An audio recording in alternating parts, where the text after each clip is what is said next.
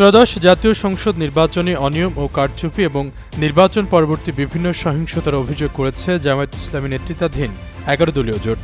এর প্রতিবাদে তারা এবার রাজপথে নামার ঘোষণা দিয়েছে। ইতিমধ্যে কর্মসূচিও ঘোষণা করেছে জোটের নেতারা। কর্মসূচির অংশ হিসেবে ১৬ ফেব্রুয়ারি ঢাকায় বিক্ষোভ মিছিল করবে ১১ দলীয় জোট।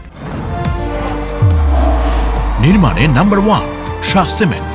রোববার দুপুরে প্রধান নির্বাচন কমিশনারের সঙ্গে বৈঠক করার পর এই কর্মসূচি ঘোষণা করে ১১ দলীয় জোট।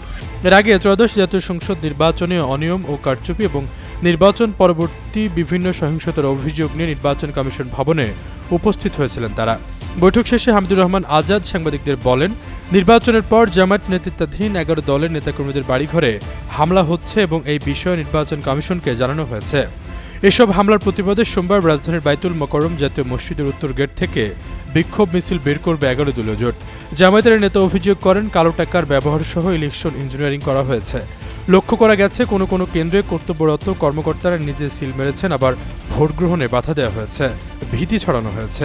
এসব কারণে ভোট কাস্টিং কম হয়েছে। আমরা যারা একসঙ্গে নির্বাচন করেছি তাদের পক্ষ থেকে বারবার কমিশনকেও বলা হয়েছে, স্থানীয়ভাবে বলা হয়েছে, কিন্তু এর কোনো পদক্ষেপ আমরা সন্তোষজনকভাবে পাইনি।